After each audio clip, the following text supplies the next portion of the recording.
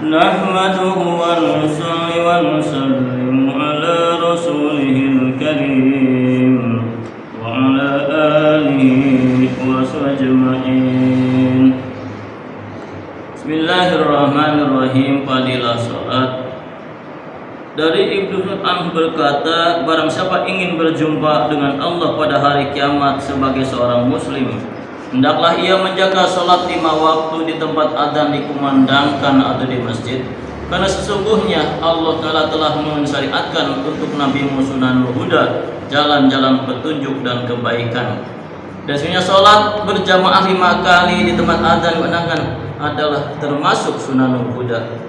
Jika kamu sholat di rumah-rumah sebagai perbuatan mereka yang suka tinggal sholat di rumahnya, berarti kamu meninggalkan sunnah nabimu.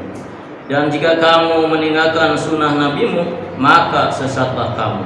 Tidak seorang laki-laki pun yang berwudu dengan sempurna pergi ke salah satu masjid kecuali Allah mencatat setiap langkahnya satu kebaikan, meningkatkan baginya 1 derajat dan menghapuskan baginya 1 kesalahan. Sungguh kami melihat tidak ada orang tiap pergi ke sholat Jumat kecuali orang munafik yang telah jelas menafikannya.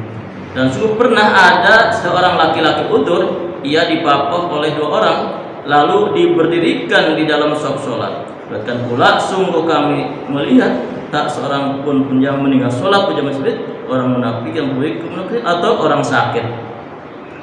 Andai kata dapat usahakan, maka seorang akan dipapah oleh 2 orang untuk sholat jamaah.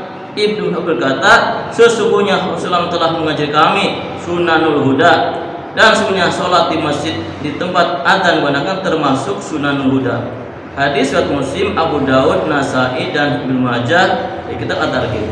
Para sahabat sangat menjaga sholat berjamaah. Mereka berusaha keras agar dapat sholat dengan berjamaah walaupun sakit dan harus dipapah oleh orang lain.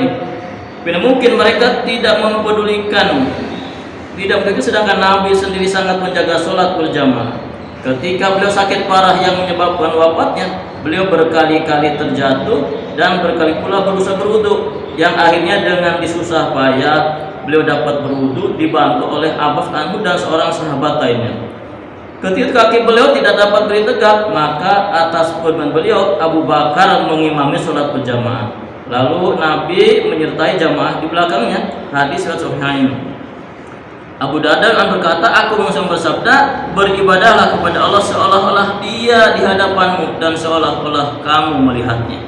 Tidak kamu seperti mayat sehingga tidak dapat berbuat sesuatu hati, dan berhati-hatilah terhadap orang yang didolimi, dan berusahalah agar tidak meninggalkan sholat subuh dan isya berjamaah walaupun harus pergi merangkak di atas tanah. Hadis yang lain menyebutkan bahwa sholat subuh dan isya sangat membebani kaum munafik. Andaikan mereka tahu betapa banyak pahala sholat berjamaah subuh dan isya, niscaya mereka akan berusaha untuk sholat berjamaah walaupun harus merangkak. Sebutan di atas target. Ini adalah menjelaskan tentang keutamaan daripada sholat berjamaah. Mudah-mudahan pahaman dan kita mengamalkan dan menyampaikannya insyaallah. Subhanakallahumma wa bihamdika asyhadu an la ilaha illa anta astaghfiruka wa atubu ilaik. Assalamualaikum warahmatullahi wabarakatuh.